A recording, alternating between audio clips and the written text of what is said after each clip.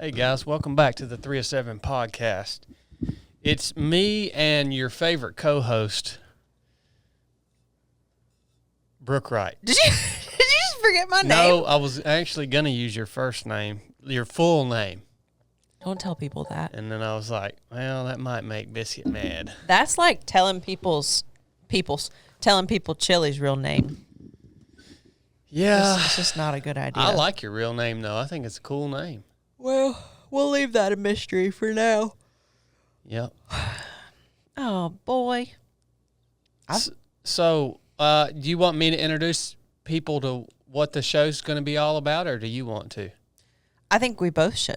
Okay. Well, I'll let you go first. I think today is a really honest recap of what 2024 has been for us. So far. So far, I love that.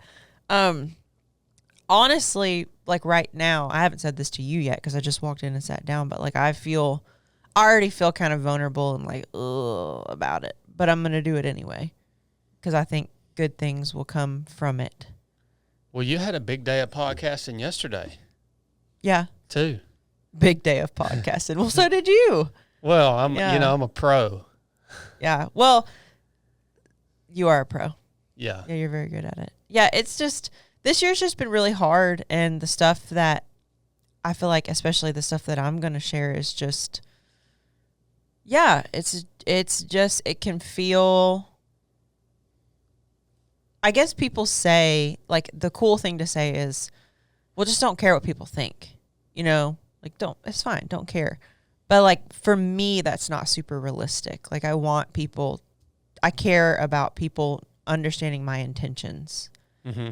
And my intentions today with this podcast are to hopefully bring some hope to people, and in a weird way of talking about our hardships, because we have a lot of people in our community and that are close to us that are going through really hard times right now, and people are feeling really low, and they're confused, they're scared, they're angry, they're sad, and like, I just want to say that that's okay, and like, that's just life, and we're all going to get through it, and we all have heaven waiting on us, but things ebb and flow. So yeah, I will, yes, that's all I want to say. No, I think that's a good introduction. And you're right. The older you get, the more you realize that life is a difficult journey. And I think it's difficult no matter really where you live, what your background is, how much money you have. Different people have different types of difficulties. Absolutely. But there's a part of you that thinks, well, our life is really great. Like, we have everything that we need. We have great jobs that we love. We have great friends. We have everything, we have literally. Great family. Yeah, we have purpose. I mean, we have a lot of things that other people are lacking in life, but it can still be hard. Even in the midst of those things, you can still get blindsided by stuff. And I think when you're younger, you think, can't really be that difficult. And you go through, I don't know, it's just, once you get a little older, you realize, okay, you look at not only what you are faced with and what you're enduring, but also the people around you, and you realize, whoa, this is pretty much everybody I know. Yes.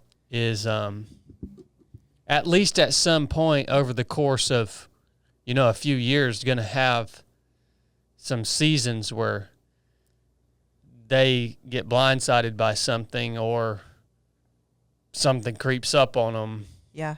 And makes life not so comfortable.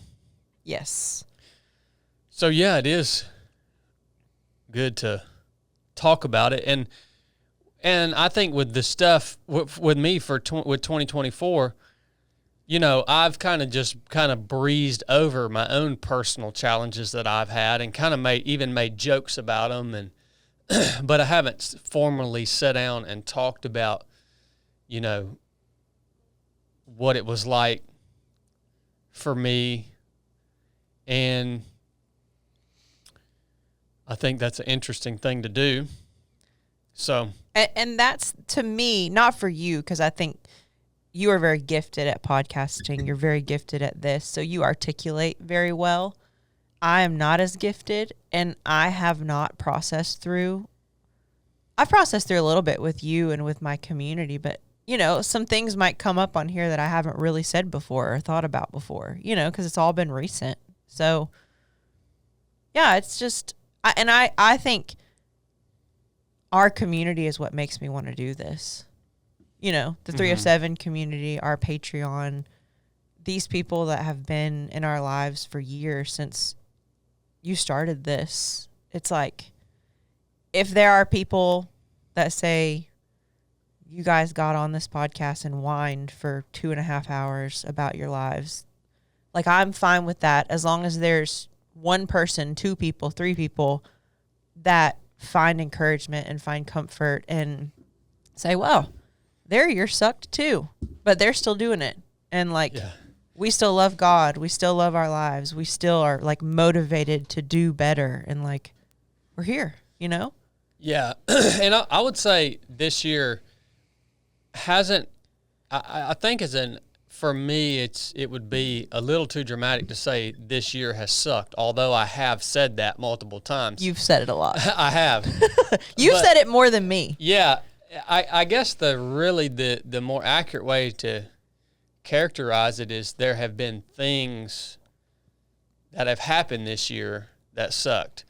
Because to acknowledge, again, we acknowledged a lot of good things that we have just a little bit ago. But even on top of that, I mean, I got to do the Colorado Trail Race. It's been a wonderful year for 3 of 7 Project. We've grown substantially. We've gotten to train, you know, hundreds of people this year so far in the midst of all this stuff. So, and so we've still been able to do what we've been called to do and make an impact and continue to grow even in the midst of the sucky things that have happened. So, yeah, I feel the same too. I'm not going to take the time to list off the highlights of my year, but exact same. While we've been in the trenches, good things are still happening. And that's a cool thing to point out, Boo. Yeah, and I would say one of the best things that has happened for me personally this year has been produced by the sucky things. You know what I mean? Yeah, well, yes, I agree. You want to get into it? Yeah. Yeah, I'm going to try my best to articulate this concisely and quick enough that we can get to, I'm not going to overthink it either. So, starting in November, if anybody hasn't heard my story, short version, I was a drug addict for almost 6 years. I got clean in 2015, and since then I have struggled with anxiety. I'm an overthinker. I've recently been given a official diagnosis, which I'm very skeptical of, but of OCD, which fits perfect with my family history and some of the things I do. It just fits. I'm a ruminator. I just get stuck in my head. And so, well, you did. I still do. Yeah. I was stuck in my head a minute ago before we walked in here. You developed some good tools, though. I have, but most of the good tools are just accepting the parts of myself that are not optimal, like ruminating. It's not getting rid of it. It's just accepting it. All that to say, last year, super excited. I got off an SSRI that I had been on for about a year. Had like an incredible couple months. Great. I remember around Thanksgiving starting to kind of feel low, starting to obsess over my eating, obsess over exercise. And for me, that looks like if I can't eat the way I want to eat, like super healthy, I get dysregulated. It makes me feel anxious, on edge. I can't stay grounded very well. And I'm high functioning in that. But it was like, looking back now, I can see the progression. Yeah, and I think it was limiting you in a lot of ways too, because you would say no to a lot of things because you knew you wouldn't be able to eat the food that you thought you had to eat to feel good, or do the workout you thought you had to do every single day to feel good, and so it limited you a lot for sure. And that is the classic, like those things are the classic how OCD can kind of show up. And I am going to reference OCD a good bit, but it's just so you guys can kind of anchor to something for the symptoms that I'm talking about. OCD looks so different for so many people, so don't put it in a category. But so Chadd's right.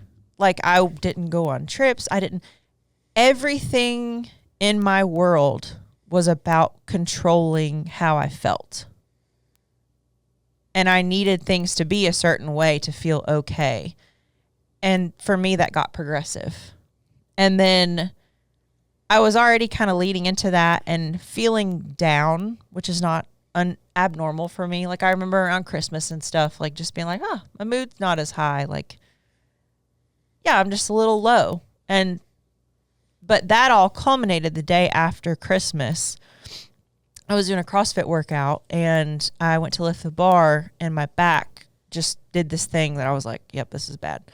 And I had bulged 2 of the lower discs. And it was so bad that, like, I couldn't walk normally for probably 2 weeks. Like, I remember trying to go on a walk with Kelsey around the campground, which is flat asphalt. And, like, I couldn't. And it had been, like, 12 or 13 days. I couldn't bend at the waist for a while. And I haven't experienced that as an adult. Like, I haven't had an injury. I haven't had a limitation that takes away like all of my coping. Again, I was telling you before, I was obsessive about getting my workout in. If I felt anxious or overwhelmed, I would go on a hike. I would get out in the woods. I would go on a run. Well, I had none of that. So already being in a weird mental place, and then that injury, I started to hyper focus on my body.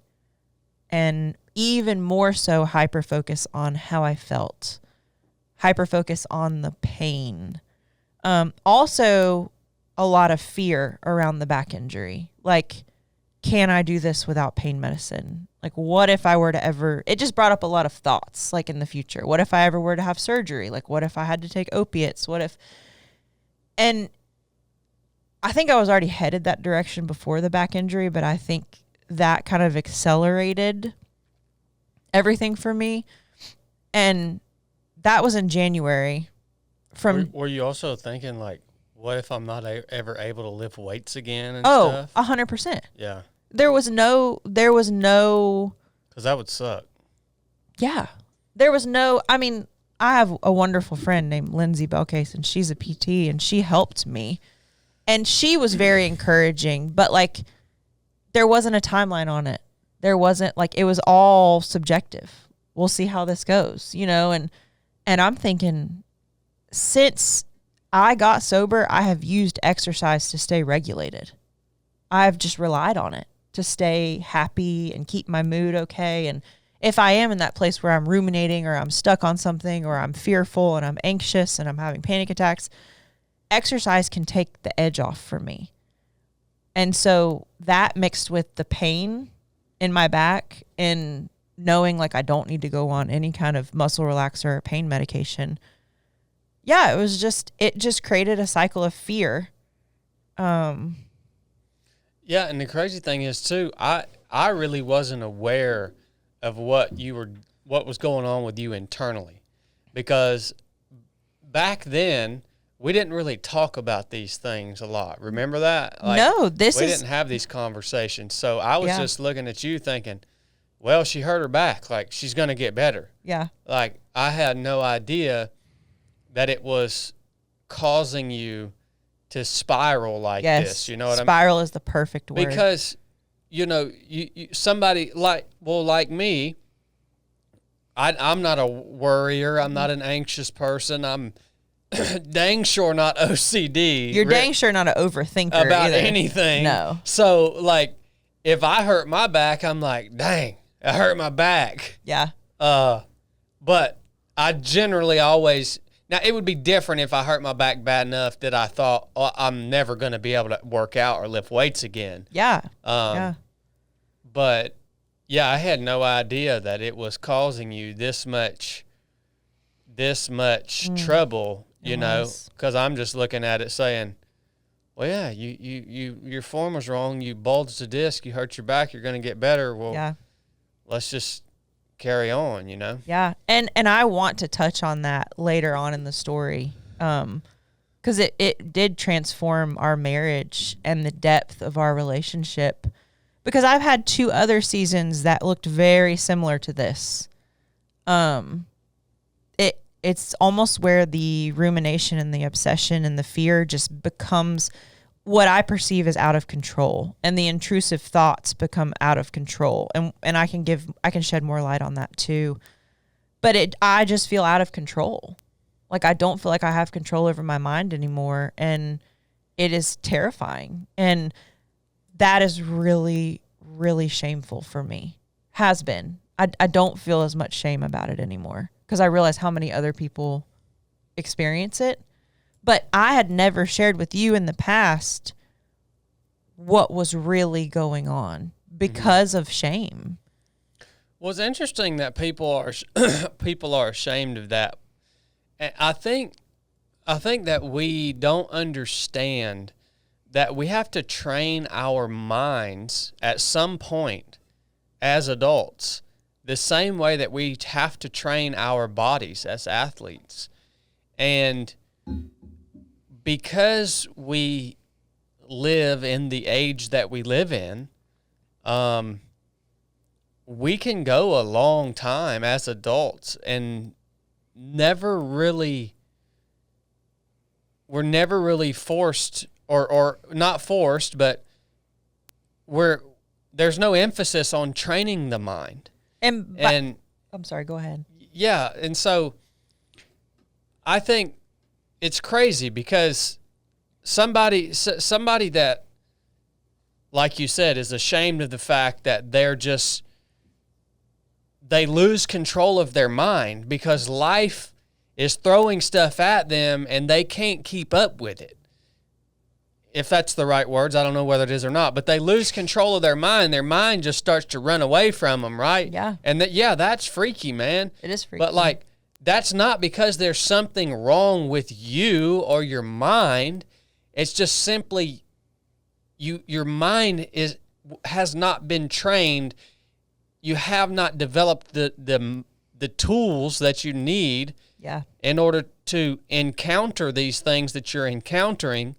And so I believe one of the reasons that I am able to live the way that I live, like you said, I'm not an overthinker. I don't worry. I don't have to plan. I'm really unique in that way. I think you could probably attest to that. Yes. It's a great way to live because it's low stress. It's I always feel in control of my mind. Yeah. At least 99% of the time. I mean, sometimes I'll talk about when life threw blood clots at me, and that kind of rattled me a little bit. Yeah. But I think the reason that I'm able to live the way I live now is simply because I was fortunate enough to go through a military training pipeline like Bud's SEAL training. Yeah. That threw this stuff at me, but I also had men there who were teaching me and mentoring me how to get through this stuff. And so I was able to go through this training pipeline that really solidified these tactics and techniques in my mind and the way I think at a young age. Yeah. And so as life has happened, those things have served me very well for the most part. Yeah. And so I'm fortunate to have that. And I think that so many people don't get that. You don't have to get it from the military, but you have to have some mentor, some adult in your life that guides you through this process of becoming an adult and training your mind. If you don't have that in a parent, in an uncle, in a family member, in a close friend, mentor that's older than you, if you don't have that, man, like, that's not your fault. Yeah. And most of us, all that we learn from the adults who are around us while we're children, all that we're learning from them is bad habits. We're learning bad habits from them. And this is for everybody. This is not just for me and you. Yeah. And I think people need to take that into consideration. And I'm saying this not to attack the people to attack parents or to attack people who didn't equip the younger generation with what they needed. I'm not saying it to attack them. I'm saying it to the people who are struggling and their minds running away because they don't have the tools they need to endure what life is throwing at them. Like, have some grace with yourself, man. Yeah. And understand you're not broken. Yes. You just need to find a mentor or a podcast or something to help you start to develop these tools, and then you need to start implementing those things, and then you need to start making those they need to become part of your default, your hard wiring. Yes. My experience, though, is if you try to do that preemptively, like, oh, I'm 25, I know hard times are coming, I'm going to get a mentor and practice resiliency for when hard times come. For me, when I'm out of hard times, like right now, like when life is good and I'm generally an average amount of happy, I can't practice that for those moments. I have to be in it. Yeah. Like the hard times have to come, and that's when I need that. For me, when you say mentor, for me, I have this core group of women around me. And there's 4 of them, and they are my sounding board. They're my mirror. They're my everything, and you. But I want to talk about all this, but let me keep going. Is that okay? Yeah. That's, I'll let you keep going after saying that's the reason I love it when I see young people come out to the rite of passage. Yeah. Or the proving grounds or the basic course or whatever it is here at 307 Project. I just think, here's this young person that's doing exactly what you said.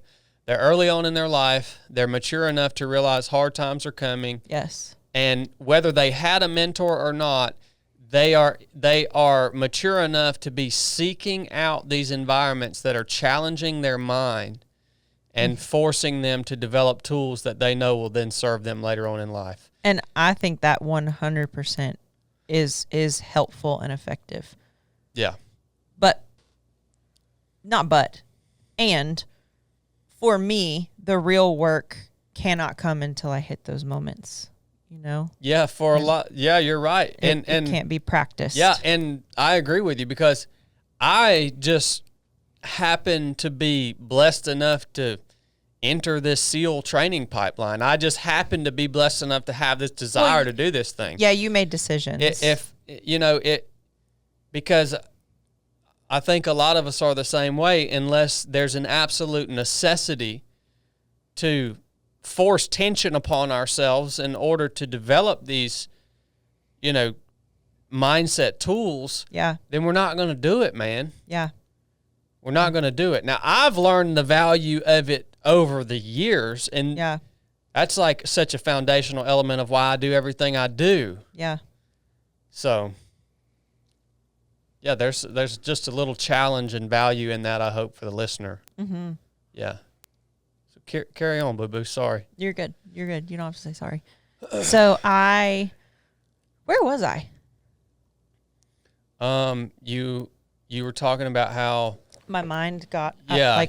and you said spiral. Yeah, with your back. Yes, because all of a sudden you weren't able to use the things like physical exercise primarily in order to cope. I lost control. Yeah. I lost control of my life, and then quickly lost control of my mood, which is terrifying to me.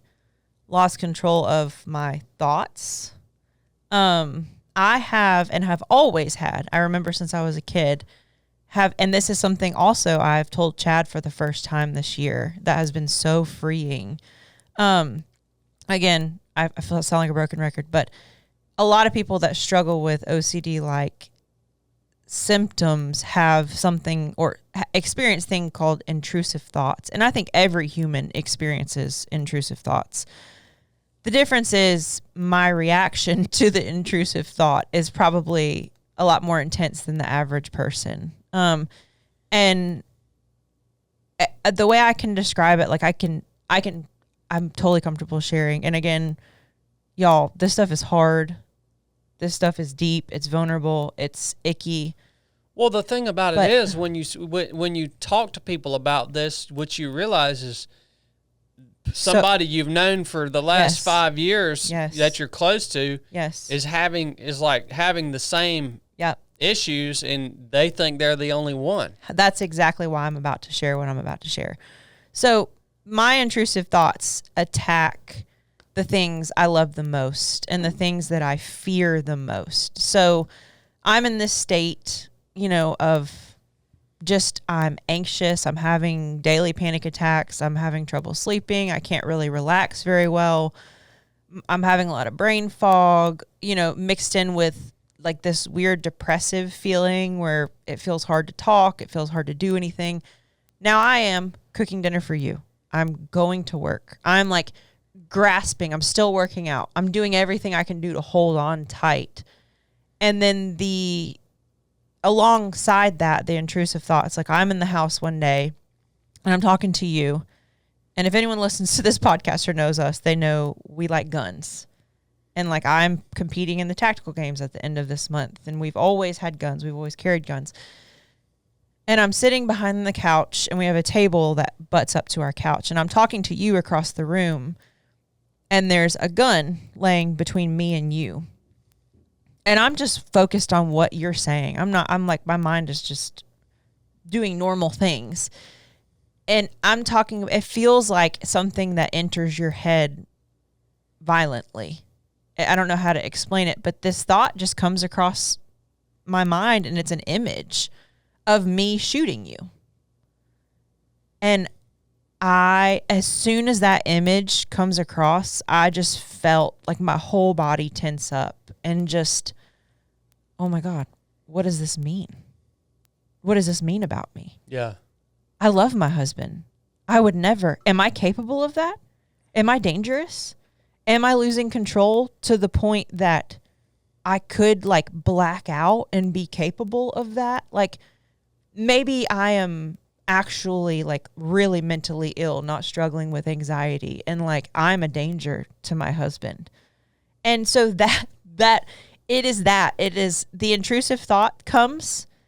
The healthy thing that I have learned to do is almost be funny about it. Right now, I still have those. And it can be, you name it. It can be violence. It can be sexual. It can be screaming out in like, if you're like Chadd was at a speaking engagement, a really nice one in Raleigh. And I kept thinking that I might just start screaming out.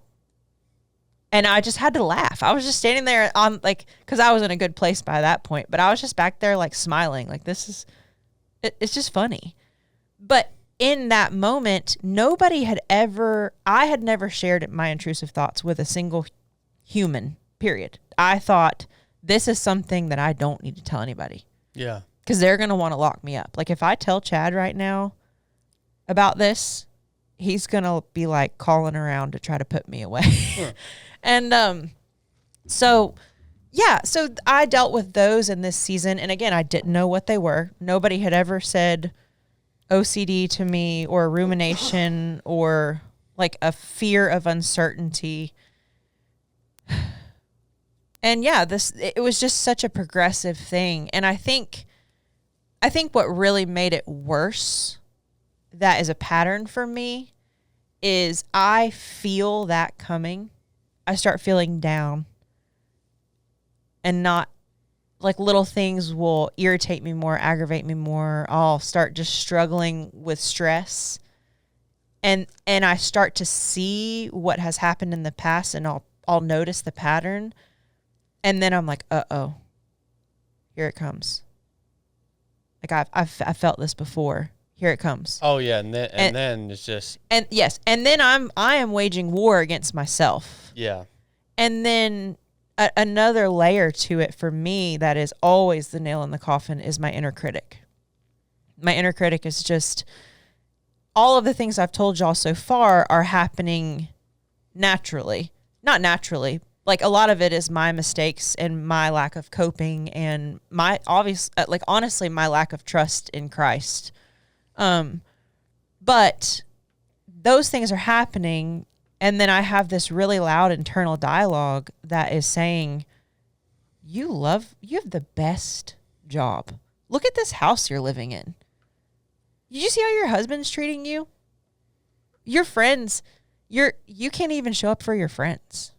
Like you're just being a Debbie Downer. Like you're just going over there, and it's just this fuel to this fire, instead of being compassionate to myself and being loving to myself. And there's a level to that too. I see what you're saying. You start beating yourself up because you're like, you have everything, and you're acting like a turd. Yeah, like you can't be happy. Like I remember so many times with you, I have specific memories of riding in the car with you and just saying, I can't wait to be funny again. Yeah. Do you remember that? Mm-hmm. I can't wait to laugh again. I can't, because when I get into these seasons, all these things that are just a part of my soul and spirit, they just go away. And I don't enjoy food anymore. Like I have zero appetite. I always lose weight. Yeah, and that sucks for me too, because you don't want to cook as much. I cooked almost every night. I made it a point to not let that go away. I know, but you don't want to cook. No, I don't, because I'm not hungry. Yeah, I don't, and I'm not. My mind just doesn't have the space to think about funny things and to think about happy things. It's just filled with, God, I don't know how to articulate it, and I don't think that's helpful for anybody. What I want to follow this up with is that was the back injury was the day after Christmas. Fast forward to the end of March. I had been battling, and the other day I was walking with Kelsey, and I was expressing to her how much gratitude I have that I feel better and that I've made it out. Like I'm okay. I've, everything in my life I maintained. And I just told her that I'm still thinking about like what went wrong. And what I want to share is that she looked at me in the eye and she goes, you fought really hard through that season. And she was trying to be encouraging. And a lot of times I was fighting myself. But I would go to our gym in our community, and we are so blessed, because most people in that building knew where I was at. All my friends knew where I was at. And that's just me. I'm not going to lie to people. And so I had the space to go into our gym. And I think one morning I tried to work out and I just couldn't. And so I just sat on a mat, and someone came over to me and started patting me on the back. I just started crying, and I just didn't care. I was just like, the folks at our gym would check in with me and they'd say, Brooke, how are you today? And I would say, today's really bad. And they would be like, okay. And that's it. You know, but like within our community, that's normal. And man, that was such a gift. Yeah, that and is. Still is just a gift, that to be surrounded by people who can say, how are you? And they can see me. They know I'm not well. And there's no telling what they're going to enter into by asking that question, but they're willing to do it anyway. Mm-hmm.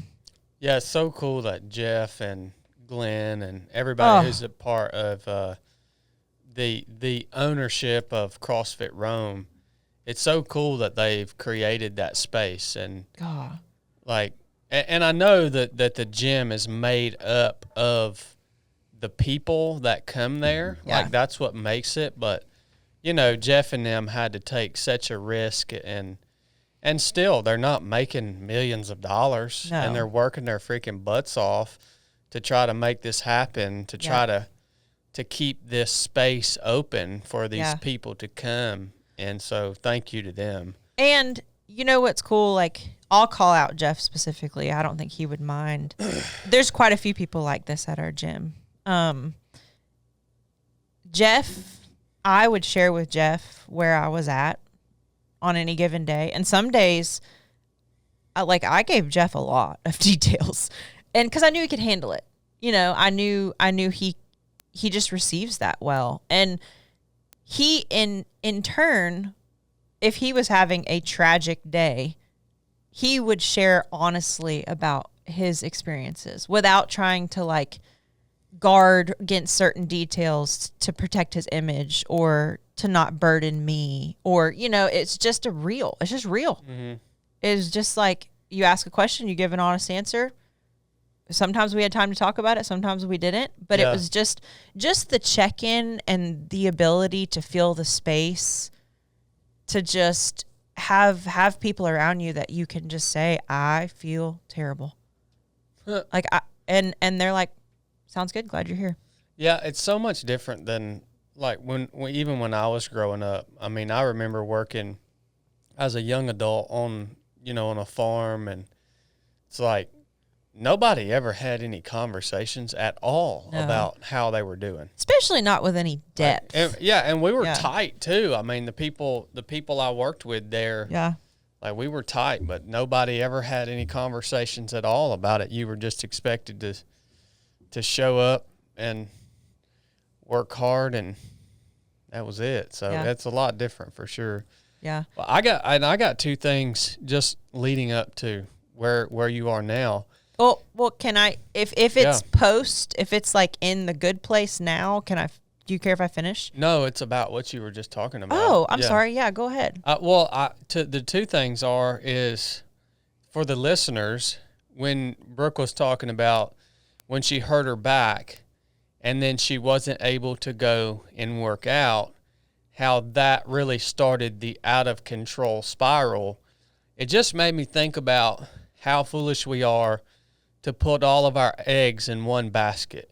Mm-hmm. And a lot of us are doing that, and I've been guilty of doing it, especially using physical fitness and running to be the thing that is like my release from stress and worry or whatever I'm dealing with, and that being the only thing in my life that I had developed in order to cope with life.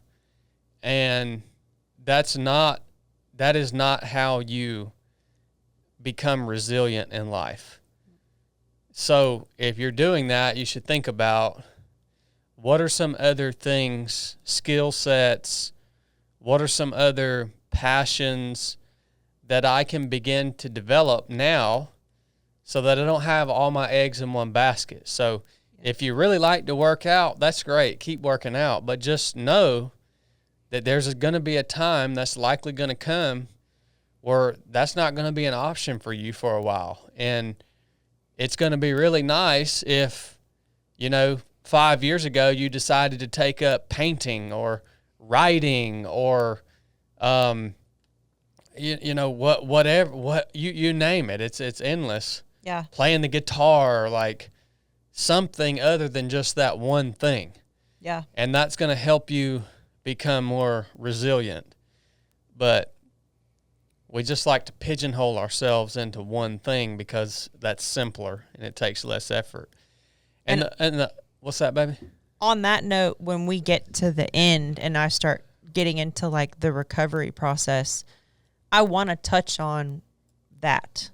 And especially like the culture we're in right now where it's control your sleep, control your exercise, take these supplements, control your diet. You know, like I want to talk about that. Yeah. And then the other thing with the intrusive thoughts, I think that all humans have had intrusive thoughts at some point in time that they don't want to have. And really, it's an interesting thing because it ties a lot into the conversation we had yesterday on the podcast in a lot of ways, where what you're really seeing is that you as a human being, you are capable of doing really bad things. Like it's a powerful thing to be a human being walking around on the face of the earth. And you have this glimpse, your mind shows you this glimpse of the evil that you are capable of. I don't agree with that. Well, I'm just talking about for me personally. Okay. So like, yeah, that I'm from my experience, not for you. Yeah. It's like I have this glimpse of, dang, okay, well, so for me, the antidote to that has been my confidence in the indwelling Holy Spirit in me. Like I said on the podcast yesterday, I'm confident that the grace of God is restraining me at all times. And I can live my life in confidence knowing that I, like every other human, yes, I'm capable of committing the worst atrocity that has been known to mankind. Every single human is. But the Holy Spirit is the antidote to that because I know and trust that He will not allow me to get there because He loves me. Yeah. And that's my confidence.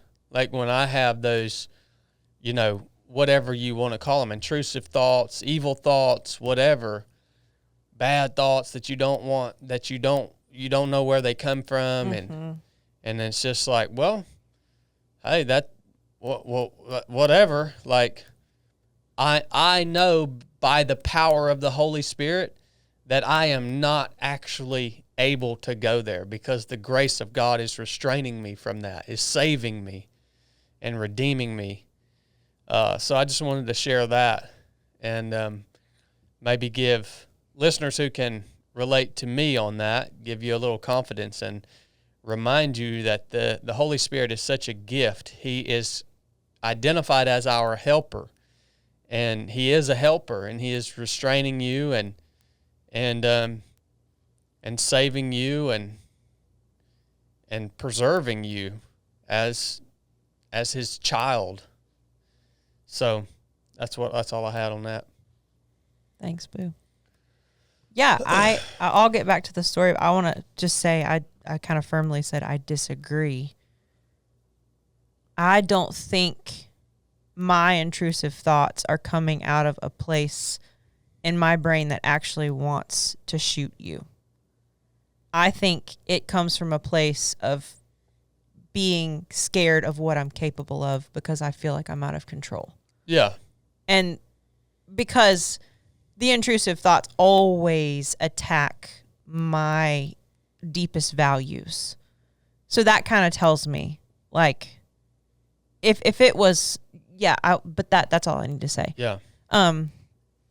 I say, okay, that season struggled hard from January, well, day after Christmas, until the end of March. And throughout this time, I am weighing, because in the past, when I've had seasons where I feel like I'm spiraling with depression, anxiety, rumination, I just can't, I feel like I can't get grounded. I can't enjoy anything. I have used SSRIs in the past, and it has worked for me. But this season, I was like proud that I had gotten off of them, and I was still proud. And I was like, I kept telling you, I'm not doing it. Like it was really hard to get off of them. Yeah, and it took months. It did take months. So I just felt firm that like if I just keep seeking the Lord and I keep being the best employee I can be, and I keep, leaning on my friends, I keep making it to the gym, I keep doing the things I know that make me happy, this is going to get better. And that's just what I was holding on to. During that season, I only listened to worship music. I just quit listening to anything else. I stayed off social media. A lot of people noticed I was gone. And yeah, I just prayed a lot, and I just cried out to God a lot. And like, this is not what you guys want to hear, because it's not the fairy tale, but it didn't get better. It just kept getting worse. And I don't think that has anything to do with anything God was doing to me. I think it was my mental patterns and my fear and my lack of understanding about the way my mind works. But I told Chadd when it kind of culminated and I felt physically and mentally low enough that I started getting scared. And again, I'm going to be really real. Like, scared meaning that I am low to a point that at the time, and this is also an intrusive thought, so just keep that in mind for what we've been talking about. But at the time, I was thinking the way I feel this whole week and the way that, like, I am making it through my life, like, I can't keep doing this. Like, I had no fight left in me. Like, if this doesn't improve, I don't know what's going to happen, but I can't do it. Yeah. Like, I don't have the strength to do it. Well, I don't think that's uncommon. I think there are probably many people listening to this that are having that same thought. Yeah. And it is. It's because in those moments, and I've told you this when I was in the midst of it, I said, if someone could give me a timeline, if somebody could say, Brooke, I know this is hard. I know you miss feeling like yourself. I know you miss enjoying food. I know you miss laughing. I know you miss feeling happy. I know you miss your mind going idle and just daydreaming. I know you miss all those things. This will all go away on August 31st. I would have been like, all right, let's go. 3 more months. I got this. Yeah. Like, I'm not going to die. If I know it's going to be over on that date, even if it's months away, I got this. Mm-hmm. But when I'm in that, God, there's just this feeling that, again, you can't describe. It's just this fear of like, holy cow, like, this is otherworldly. Like, you shouldn't feel like this. And then the critic's still there. And I got to that point. I got scared, and I told Chadd, and I had the time off for work. I have a wonderful job. And so I asked Chadd if he would mind if I went to a recovery center. And there are these places, it's not a hospital. It's like it's called residential treatment. I wanted to go to this place called On Site in Nashville, but they didn't have an opening or the program I wanted. I'm not going to say where I went, but it was very similar to On Site, and it was a big cabin in Nashville with 11 other women who were struggling from, like, the range was they had suicidal thoughts or ideations to they had depression to codependency issues, to anxiety, to one of the girls had lived in Israel during when the war started. And so she was just dealing with a lot of issues from that. And so, yeah, I went to this. Now, hold on. That's not the way I remember that happening. What do you mean? Like, so the way I remember it happening is, yeah, you were, everything what you just said is you kept spiraling, kept getting worse, and then you quit sleeping. Yeah, I didn't want to share that. Okay. Why didn't you want to share that? It still is something that kind of freaks me out a little bit. So it feels really vulnerable. But now that you said it, we'll just say it. Well, dang. Thank you. Well, I mean, I said things got really bad, and I said I felt bad physically and mentally. I thought that would be enough. Yeah. Well, I mean, but that was like the thing that really was like they say the straw that broke the camel's back. Yeah. And if you're struggling with any kind of mental stuff like anxiety, depression, panic disorder, OCD, go ahead and deal with it, and then barely get any sleep every night. And then it just gets so much worse. But it was those same. It's funny because it's all the same things that was causing you not to be able to sleep. Yeah, it was all the same things. It's not because there was something physically. There's nothing physically wrong with you. It was all the same things. You were fighting yourself. Yep. And your own mind, and that's what was causing that. And so. That's the way I remember it, and you weren't like, Chadd, can I go to a recovery center? You were like, no, I'm going somewhere. Like today, I'm going somewhere today, and so I'm just like, okay, well I'll ride around with you and help you and try to help you find a place. And I don't want to talk about that. I'm not ready to talk about that adventure, not yet. But yes, that happened. Well, and anytime I get into these seasons, I don't sleep well because I'm just too, like, my body's heightened. Is like, I don't know how to, like, my chest is tight, my jaw's tight, everything, just my heart rate stays high. It's just constant. I just constantly feel like I'm on edge. I mean, it's awful. It's an awful, awful, awful feeling. But yeah, I felt trapped. I felt like I started feeling like, okay, I'm not getting better, and now my sleep is slowly dwindling away to almost nothing. How am I ever going to get better? And then I started losing faith that I was capable of doing my job well, being a good wife, like making it to the gym. Like, I started thinking, I can't do that. I can't do those things. Like, well, it's just flat out not healthy to not be sleeping. No, it was awful. Yeah. It was freaking awful. But also, that's not, I mean, I guess you can't say that's not something you should be afraid of, because how can you even say that? But, like, yeah, you don't have to be afraid of that. We're talking about something that happened. I caught it.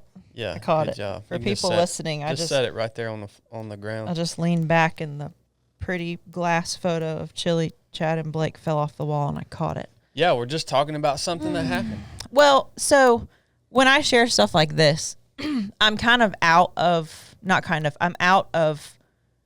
the scary, like, I am not scared of the intrusive thoughts right now. I'm not scared of the anxiety. I'm not scared of if my breathing gets to feeling shallow and my body's tingling and I don't feel well. Not scared of that. There is a little part of me right now that's still a little scared of insomnia. Yeah. So it's just, yeah, I just generally. I won't beat that horse. I will ask you to move that picture off of that plug right there. Yeah. Just because I don't want to lose the whole thing. Yeah. If something becomes unplugged. Okay, so. All right. So yeah, you went to that center. Yeah, the residential treatment center. And I told Chadd, I'm just going to go for a few days. 4 days. You said you needed 4 days. Yeah. I said, I want 4 days. 4 days away from my phone, away from work, away from feeling like I felt guilty about him having to support me. That was a huge part of it. You were being amazing. You were being literally as selfless as it gets at this point. Like anything I needed, if I asked you, I would rather you stay home with me today. I would rather this or that. You were like, absolutely. Yes. Let me know what you need. But it feels so bad. It feels so bad to be a burden, a perceived burden. And I think also another thing that's worth mentioning that keeps people from taking the time and seeking that sort of treatment is the cost. God, yeah. Like, because we had to pay for this out of pocket, and everybody that wants that needs this or could benefit from this, more than likely you're going to have to pay for it out of pocket. And I can't imagine how many wives out there have a husband who could benefit from a program like that, but they're not going to do it because they can't scrape together the money, or even if you had to take out a loan to do it. Who cares? Like, or husbands that have wives who are struggling that say, man, my wife could really benefit from this program, I'm sure, but there's no way we're spending that amount of money for her to go and do this program. I mean, it's funny. We have people in our life right now. I'm sorry, I cut you off, Boo. No, that's all. It's funny that's all I had. Yeah, we have people in our life right now that are like, wow, I could really use that, and I've inquired about it, but they don't have the money. Yeah, and some insurances cover it. Our VA insurance obviously does not. They would put me in like a mental hospital and pay for it, but not what I did. But yeah, so I got there. I told Chadd 4 to 5 days, and then 28 days later, I came home. Well, did you get anything out of that program, or? I did. Yeah, it was. Because it wasn't quite what you wanted, I don't think. No, I wanted on-site. Which might have been a good thing. I wanted on-site, or I wanted something that was kind of Christian-based.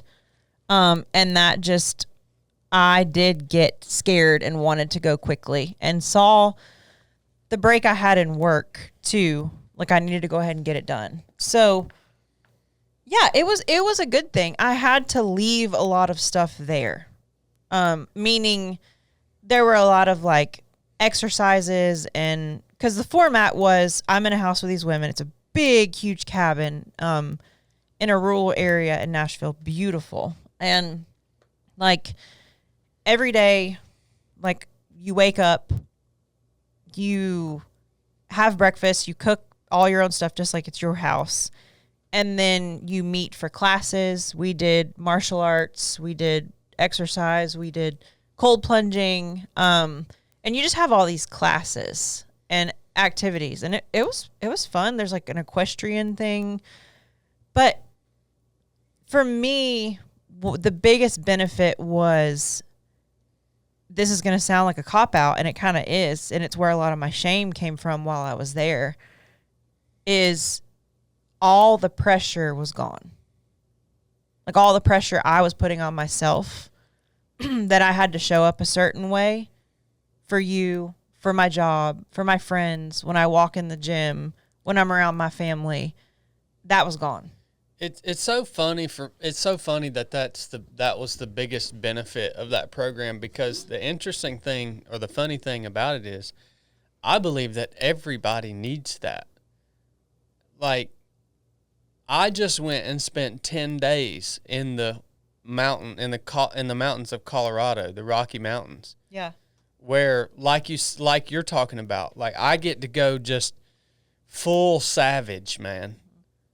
Like full on savage, and just not, like you said, I don't have to think about how I'm acting toward others, or and not that we shouldn't always. I you know what I'm saying. I do. You just break away from what this life is. Although it has a lot of good things, it also has a lot of destructive things about it. And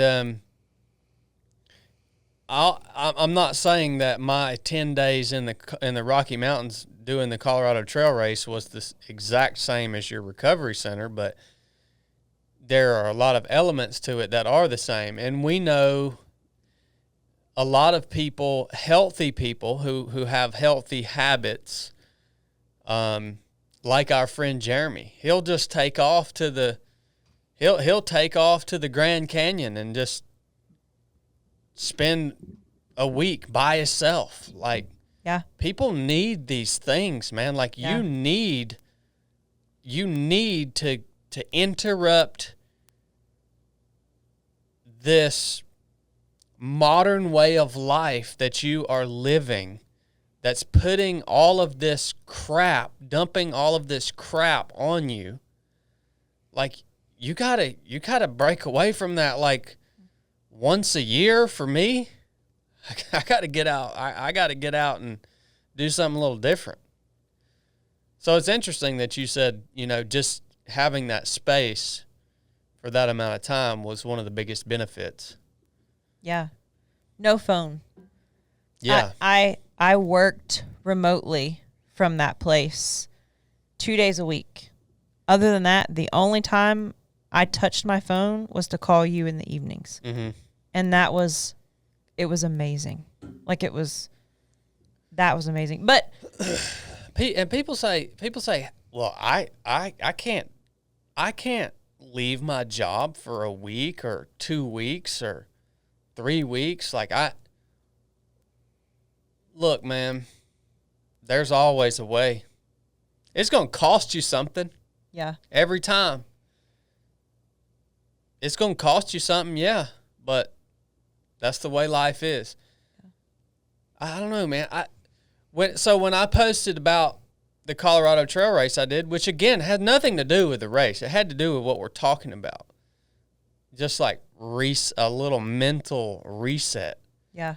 And I posted online, and there's so many comments of people saying, well, look at you. You don't have kids. You don't work? You don't do, look at you. You're just out playing. I can't do this. It's like, well, just stay stuck. Like, yeah. Everybody just feels so freaking stuck, man. They just feel stuck. And you're only stuck because you're not willing to find a way to do what you know you should do in order to become the best version of yourself. And that's for you and for the people around you. Yeah. Everybody wants to blame stuff on their kids or their job. And it's like, well, if you actually did things, whatever that looks like for you, if you actually got away and did something that was rejuvenating to your soul once a year, how much better would you be for your kids? How much better would you be for your team at work? Mm-hmm. That's me. How much I know if I go do this, I'm going to come back and be better for my team at work. So I'm willing to leave my team for 2 weeks to go do this because I know I'm going to come back better for them. It cost me something. And somebody had to pick up the slack while I was gone. But there's always a way. So shut up with your excuses. Are you done? Yeah. So I went there. Those places aren't fun, just so everybody knows. Like, it was nice, but they're real structured. Very structured. You feel like you lose your freedom. It's not like a hospital where like you can't do things, but I don't have my car. I can't just, it just feels very different. Yeah, and it forces you to eat nasty food and all the things that you can't work out the way you wanted to work out. So it's all that's building resiliency. Yes. It's programmed like that for a reason. And we can talk about that more too. But yeah, so I'm there. The first 5 days I was there, I managed to get lower than the day that I went, that Kelsey dropped me off. I didn't think that was possible. I thought that when I got there, it was going to miraculously heal me. Like all this pressure was going to be off, all this. But the shame of what I had done, and like you're saying, Boo, like, oh my gosh, is my job going to be okay? Like, what do my friends think about me? How am I going to tell everybody where I've been when I show back up after being gone for 28 days? What does my husband think about me? Like, is he okay with this? Does he think I'm crazy? Does everyone think I'm crazy? And then I start looking at my calendar and my other business. I have to cancel appointments with my clients, and it just made it so much worse. Yeah, it's going to cost you something. Yeah. And I'm like, 100%. I made the wrong decision. This is, so this whole season culminated for me in a mid-morning at that place, and I can't try to articulate how I felt. Like, I can't. I was just full of fear that this was never going to get better. Like, okay, I'm in a recovery center now, and it's worse. Nobody can help me. I'm going to be like this for forever. I'm never going to enjoy my life again. I can't. Like, it was just doom and gloom. And I couldn't stop thinking those things. Like, I knew those thoughts were making it worse. So I was trying to stop thinking those thoughts, and then trying to stop thinking them was making that worse. Does that make sense? Mm-hmm. It was just, again, I was just fighting myself. And I remember at one point, just all of a sudden, this feeling came over me. It was just, we were talking about this yesterday. I would call it despair or hopelessness. It was just this empty, nasty, like you feel like you're in awful pain, but you're really not in pain. And like you think about just going to sleep, but I couldn't rest because I couldn't relax because I felt so bad. And in that moment, I was afraid that I would be capable of suicide. I have never had like what I would consider real suicidal thoughts. I have just had the fear of getting to that point because I couldn't see a way out. And I didn't think I was capable of that, but I also didn't think I was capable of enduring that state that I was in for more than another hour.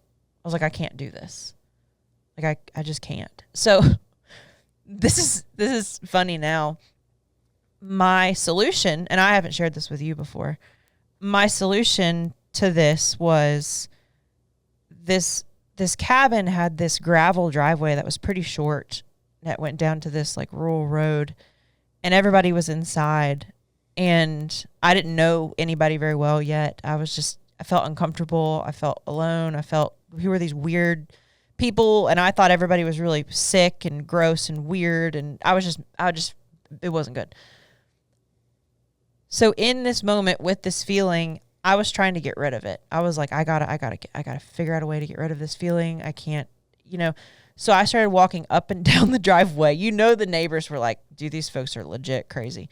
I started walking up and down the driveway and saying out loud, I'm pretty sure pretty loud, my God loves me. My husband loves me. My friends love me. Yeah, my family loves me. And I did that for a while. And I just feel really called to share that I did not believe any of those things. Like my body and my reaction to those words was not what I wanted it to be. I wanted to feel relief at the idea that if I don't make it out of this, I get to go to heaven. And, I wanted those things to bring like light into my soul and to give me even a second of reprieve from this feeling like I was trapped and hopeless. But that day they didn't. I kept saying those things anyway. And I kept reading my Bible anyway. And I kept praying anyway. And that day was my worst day. And I talked to you on the phone that night. And I think you could tell that it was bad. But yeah, it was just one day. And looking back, like now, from right now, looking back, I'm like, I could handle that. Like I could do that. I never want to have to feel that again. But if I have to, I know I can survive it. But in that moment, it's just like, yeah. So the point of sharing that is just to encourage people that, like, I had lots of days like that, but that specific day just felt like I was failing. It felt like God had left me. It felt like I was forsaken, like I had failed. And I thought I had that day. I thought, I haven't been doing anything right. I must have just been doing my whole life wrong. Like, if God would allow me to get this low, something's wrong. You know, I did something. And now I don't believe that. Now I can see where my flesh and the world and my issues led me to feel that low, you know, and that God was still with me. And that after that day, after that point, like I can literally visualize him picking me up and like, okay, let's go, you know. And then that day was, like I said, the lowest, and it just turned around from there. But God, it was painfully slow. Like, yeah. Like getting back to where I could feel happy and enjoy food again. Like, that was a big milestone for me. Like, enjoying a meal again. I love food. It took probably over 2 months from that point. Yeah, well, that's the way everything works. Yeah. But that's not, like, I was waiting this whole season, months. I was waiting on my miraculous healing. Yeah. I was praying for it. And I was, like, being really selfish about, like, what the crap, God? Like, why can't I wake up tomorrow and feel better? Like, just fix me, you know, and that also kept me stuck, you know, just not being realistic about God is with me. I have salvation. I am filled with the Holy Spirit, but I also have to do the work. Well, yeah, I mean, the work is enduring the suffering. Like, because the Bible tells us suffering produces character, and character produces hope, and so on and so forth. So, like I was talking about yesterday, there's meaning to our suffering as a Christian. Yeah. There's meaning to suffering, and we lose sight of that because we don't want to suffer. And I tell every time I go speak, I'm like, I always start off with telling people you're going to have to develop patience. Yeah. And, well, why? They say, why do I have to be patient? Because things are going to take longer than you want them to take every single time. If you set a goal for yourself, that's a worthy goal. That's not just something that's like superfluous and easy. Like, it's going to take you longer to achieve that than you want it to take. If you are suffering, it's going to take you longer to heal than you want it to take. If you're dying, it might take you longer to die than you want it to take. Yeah. Like, you're going to have to develop patience. It's just flat out. You're going to have to, or you might not make it, you know? Well, you're not going to get the most out of everything. Yeah, you're not. And but yeah, we don't want to suffer, and and then you talk about that moment of feeling like I can't do this. Mm-hmm. Well, it's so funny because when our minds tell us that in different seasons of our life and different endeavors that we have, but it's like, no, the reality is you can.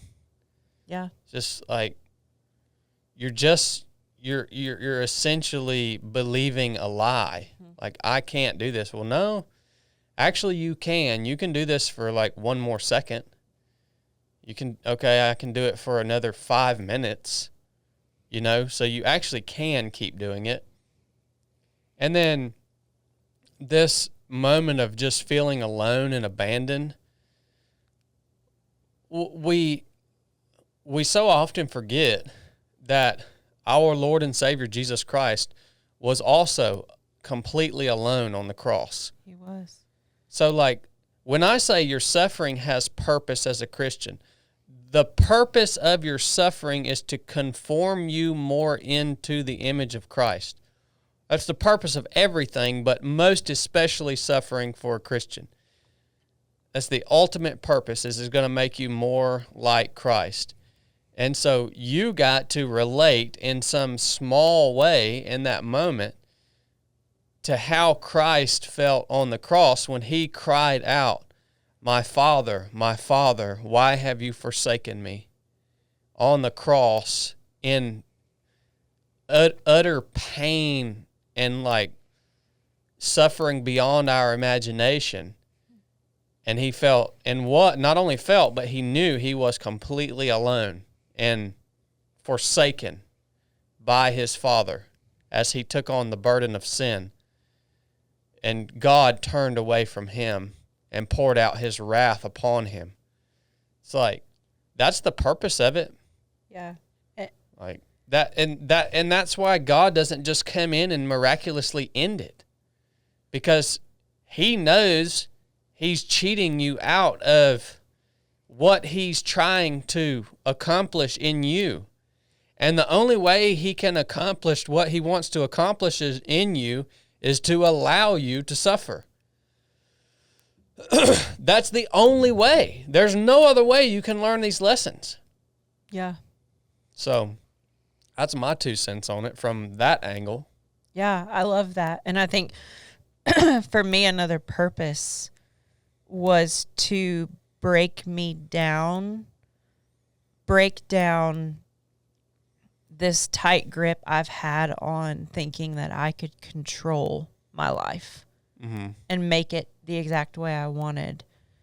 And I think in that there's some distrust and there's a lack of leaning on Christ more, you know, in your weakness. And I think that was another good thing that came from being that low. But outside of that, the other thing that was impactful for me in that recovery center was being surrounded by, you just, in everyday life, you don't get the opportunity to be surrounded by other people who are also feeling hopeless and despair. Marriage is falling apart. Children have died. You know, just like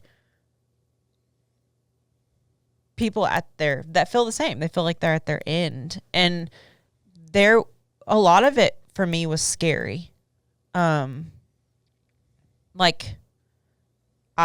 just felt scared for those people. And a lot of it, though, was just humbling and just like the way that some of these women showed up for me, even though the things they were struggling with to me seemed way more intense and serious, but like they could come pick me up when I needed it. You know, it was just like, whoa, it was just so, it made me feel really insignificant, and it made me feel like, in a good way. And also to be in there, and some of these girls did not know Jesus, a lot of them, most of them, but you could see Christ in them. You know, like you could see it. And it was just, and I feel like that's where I see Christ the most, is when I see people together, all going through really hard things. That's always where I see his light a lot. But yeah, a lot of these people haven't found him yet. And I prayed, oh my God, every night I would pray. I would close my eyes and I would picture this huge house. I would picture each room where each girl was. And I knew from the intimacy of the groups we did and stuff, what everybody was going through. And I would pray for each one of them. But there was this one lady. She was an older lady. Obviously, I'm not going to share her name. And I've never seen depression like that. Like, she was like a zombie. And she had photos of her and her husband with her, and like her voice was flat. And she just, like, the photos, when you looked at her, it was like 2 years. And her story was she struggled with depression when she was really young, and they put her on an SSRI, I'm assuming. I didn't ask. Depression medicine. She stayed on it her whole life. And then when she turned 62, in her words, the depression just came back. She never struggled. And it came back, and she couldn't get out of it. And she couldn't sleep. Hers was not anxiety, hers was depression, but she couldn't sleep, could barely eat. And she said nothing happened. Like, she was talking to us, and she's like, nothing happened. Like, 2 years ago, I was traveling, hiking in Europe with my husband.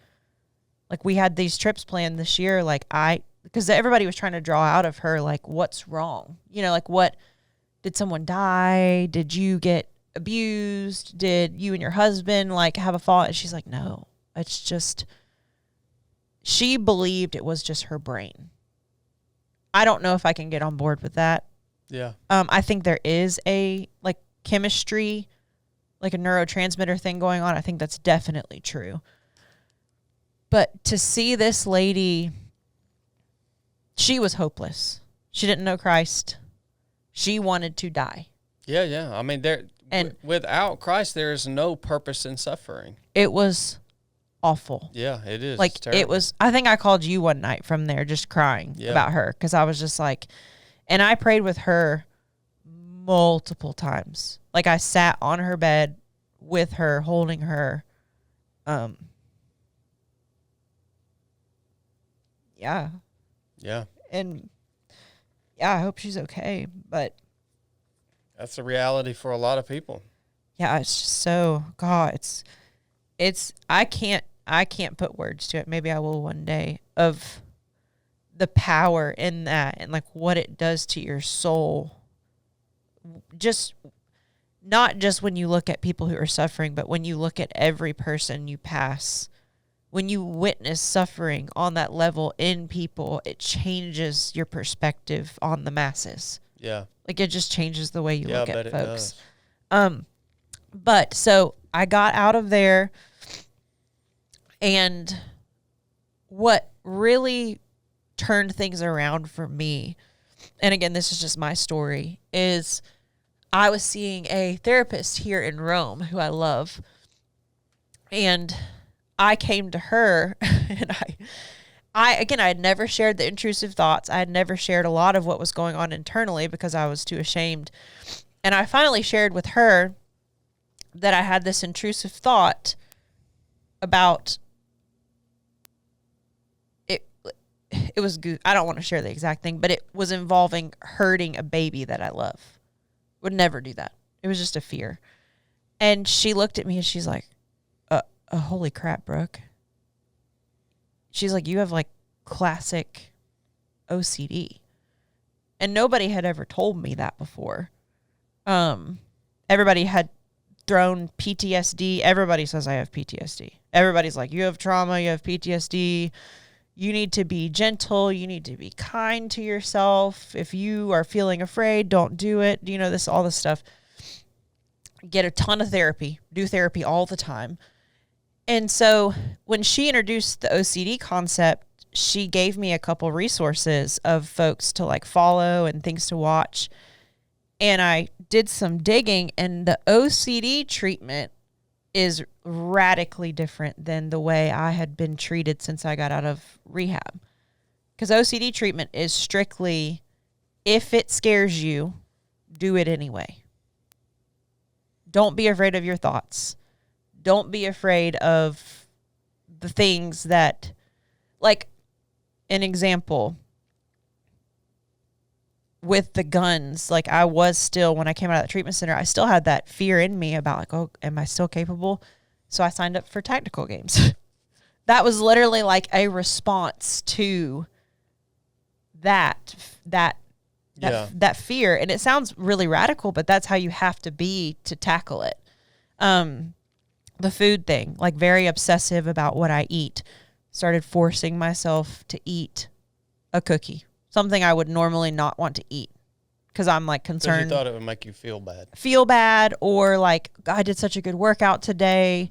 Like, I don't really want to raise my blood sugar. Am I going to mess up my gains? You know, just this obsessiveness about everything being perfect, you know, perfecting everything. So yeah, I just started down a path of everything that made me uncomfortable, everything that I wanted to avoid, everything like the intrusive thoughts. I just turned and faced everything instead of, well, that makes me feel bad, so let me go talk to my therapist about it. And I love therapy. Therapy's great. But in this case, me repeating these things over and over again to people and then not facing it and running from it was making everything so much worse. But even when I changed my posture and my strategy, again, it took months to feel like I was out of the hole. You found a really good podcast, too. You want to give them a shout out? Yes. I like those guys. This podcast, it's called, there's two of them, but same guys. That podcast was, it was really big in my recovery. Still is. Yeah, those guys are real, man. It's fantastic. Well, they both struggled with panic disorder. One of them had panic disorder, OCD. They've been through this before. So the podcast is called Disordered Anxiety Help. It's Josh Fletcher and Drew Linsalata. And Drew, I think it's called Linsalata. He also has a podcast called The Anxious Truth. But man, they just encourage you, like, they talk sensible. It's so great. Are you scared? Like, if people have a fear of flying, you go fly. But you're anxious, and the way they put it is like, if you're scared of flying, you're going to be anxious when you go fly, but go do it anyway. And like, I always thought if I go do things that I'm scared of and I'm still anxious, I failed. No, you didn't fail. Like, and there is something happening. It's the training and the teaching your brain that I don't care that I'm anxious. Yeah. I don't care that I'm aggravated. That's what takes the power from it. It's so great. But it takes so much time. Mm-hmm. So yeah, and you don't have to be on my level of avoidance and sorrow. Like, you don't have to be on that level of hurt to use, like, I use this now. You know, I just intentionally do things that I know make me uncomfortable, little things, all the time now, to just kind of not allow myself to seek that security in being able to control everything, you know? Yeah. I mean, even something as simple as just traveling, like you said, or yeah. But well, and by the way, after listening to those guys, it's interesting to think that even the place that you spiraled into, like, these guys that do this podcast, well, they went way worse than that. Like, one of the guys wouldn't even leave his house. One of them couldn't leave his bedroom. Yeah, he couldn't take he talked about he couldn't take his trash can out to the end of his driveway. One guy he couldn't leave his bedroom. Yeah. He couldn't go take a shower. And that's not funny. I mean, no. They make fun of it. Yeah. So, these guys, they just do a great job. I think it's a great resource for people, like Brooke said, that even see maybe little bits of this in their own habits or in their own mindset that they, you know. And the biggest thing I would say that podcast could help you if you have a really hard time with uncertainty.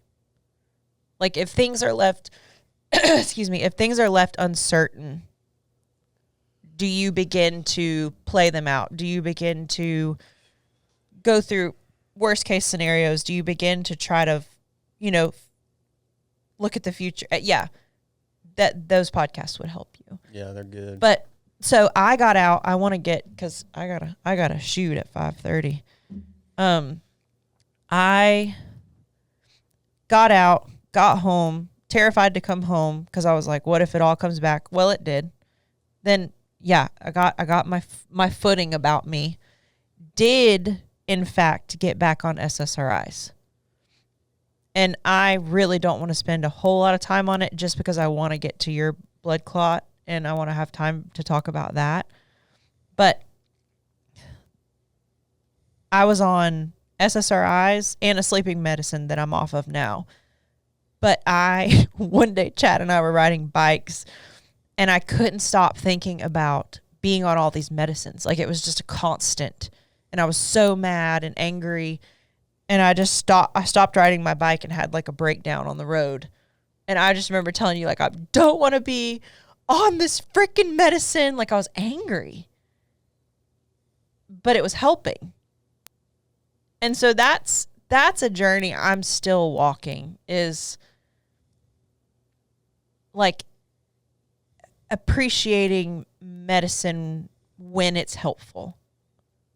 And if I ever figure that out, I'll let you guys know. Because right now I still struggle with it almost daily. Well, it's hard to see that coming from your background with addiction to prescription medicine. It's hard to then view any prescription medicine as like a tool. Or safe. Yeah, okay, no, this is actually just a tool that I'm going to use in order to, help me, overcome this or get through this. Yeah. It's just all is labeled as bad. So yeah.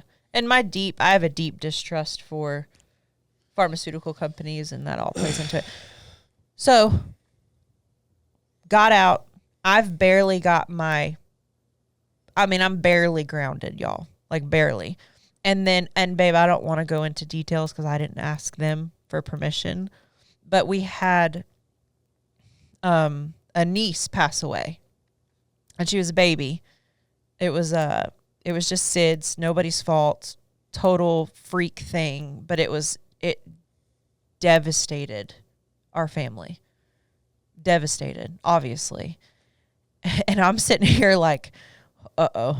Like, I'm barely getting back to where I can regulate myself enough to like do my job well and like be all the things I have to be. And now I now I want to support my people. Yeah. And there's a lot more to all of that. But that was a really hard blow to where we were at. And I know you felt that too. And then I would love to just, unless you have anything else, I would love to just go. And then, what was it, like not even 2 weeks later, your leg started hurting? Yeah. Well, I think the best thing that all this has produced in our marriage throughout the course of this year is the fact that we have learned for the first time how to really talk to each other about what we're going through. Yeah. It's not that in the past we haven't loved each other. We've always loved each other deeply, and we've always cared for each other. We've always took care of each other. But I think the best thing that it produced in us is just the fact that we realize, especially during hard seasons, we have to set aside time to have honest conversation with each other and talk about where we're at, you know what I mean? Yeah. And then the thing that it produced greatest in me is just the opportunity to learn deeper about what it means to be selfless, like to really serve you and to really put all the things that I might have wanted to do, or my schedule or whatever, just, do them, make an effort to still do everything, but also realize that I'm going to take on these other responsibilities, and I'm not just going to be okay with it. I'm going to look at it as, okay, this is an opportunity. Yeah. To become more selfless and really get to walk that out. So, and man, I agree that there was so many good things that came out of that season for me, but I also second, my top one was our marriage. Our marriage changed. And in that season, I saw you supporting me, but you had started supporting me in a way that you didn't have any expectations. mm-hmm.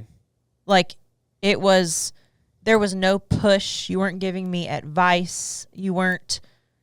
It was just like, however I was that day, you were going to try to love me the best you could.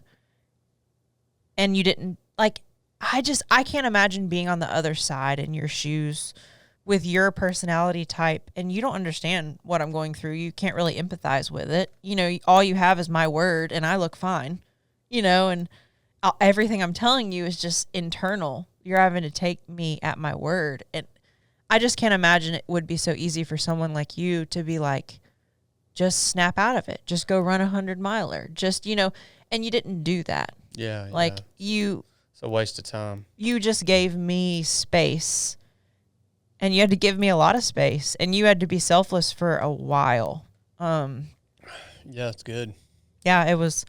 Well, I won't go into my stuff. We might come back on and do another episode and talk about when my health problems started coming into play, and what that made me contemplate and how it affected me and us. And we'll talk about that maybe on another episode.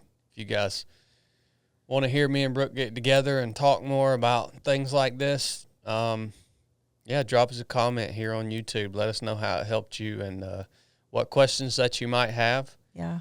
And we'll pick it up again on another episode. Yeah. Sound good? Are we done? Yeah. You always do this to me. Well, you got to go train. I don't have to leave till 5:00. Well, I got to go pick up a gun too. Oh, there's the truth. The truth comes out. Oh, man.